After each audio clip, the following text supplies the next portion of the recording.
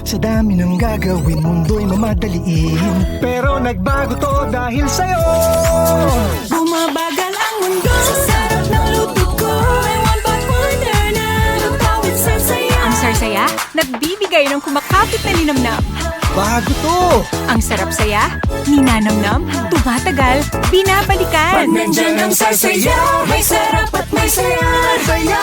Kapit ang sarap, kapit ang saya. Kampante ako. Basta gardenia, masustansya. Masigla, malakas ang pamilya. Masigla ka sa ko. Basta gardenia. Masigla ka sa ko. Ang gardenia, mas ma-vitamins, mas ma-minerals, mas masustansya. Fresh pa, mas sulit, mas sarap. Masigla ka sa rin. Basta gardenia.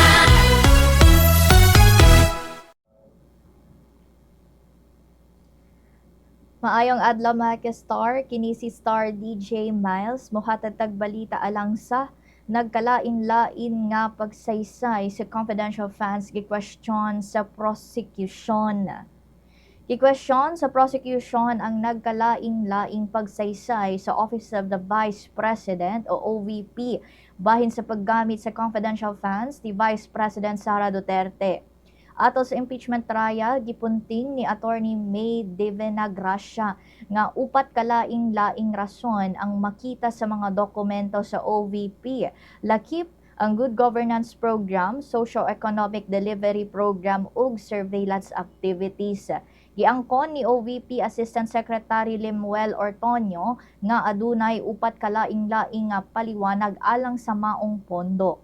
Tungod ni ini, giingon ni Devenagracia nga posible nga adunay pagpamakak-uusa lamang kini kaskama. Gisupak sa depensa ang maong termino samtang gipahimang noon ni Senate Impeachment Court Presiding Officer Francis Cheese Escudero ang duha ka kampo nga magmatngon sa paggamit sa mga pulong atol sa pagdungog. Maora na atong balita karong orasa, and this is Bombo Radio Philippines, the #1 radio network in the country, your trusted source of news and information. Basta Radio, Bombo! Oops! Star Nation, huwag kalimutang mag-like, mag-share at syempre, mag-follow na rin para sa mas marami pang ganap, mapabalitang man yan, mapaimpormasyon at mapachikahan. With Star FM, deserve mong maging updated at magkaroon ng bogang good vibes because it's all for you. Thanks for watching!